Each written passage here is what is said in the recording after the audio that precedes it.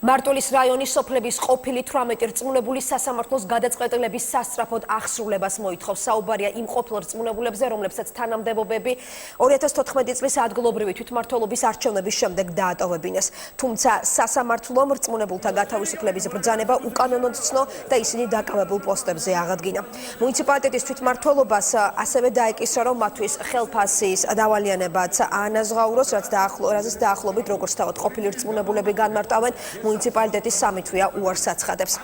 სასამართლოს გადაწყვეტილების აღსრულების მოთხოვნით ყოფილი რწმუნებულები დღეს მუნიციპალიტეტის გამგებელს მის მოადგილეს, ასევე იურიდიული სამსახურის ხელმძღვანელს ესაუბრნენ. მარტოლის გამგეობაში განმარტავენ, რომ აღსრულების დოკუმენტში უზუსტობებია, მათი გასწორების შემდეგ კი სასამართლო გადაწყვეტილება აუცილებლად იქნება აღსრულებული. თქვენი უკანონო გადაწყვეტილებით მიაყენეთ ზარავი 356,000. როდო დაიგინება ჩვენ შევხვდით გამგებელს და თქვენ თვითონაც დარწმუნდებით, რომ მას პასუხი არ აქვს. თუ რატო არ ასრულებს უზენაეს სასამართლოს გადაწყვეტილებას. რა ხო დაიღო ორ დღეს დაველოდებით. სასამართლოს გადაწყვეტილება აუცილებლად უნდა შესრულდეს და უნდა აღდგენ, მაგრამ იქ იყო აღსრულების პროცესში რაღაც შეცდომები, ყველა გამგებელ 17-ვე გამგებელის აღსადგენი ადგილი მითითებული იყო ერთი სოფელი. ჩვენ შესაბამისად გავაგზავნეთ წერილი ქუთაისის სასამართლოში და ველოდებით იქიდან პასუხს, რომ დააზუსტონ, დაუშვათ, ვინ სად უნდა აღდგეს.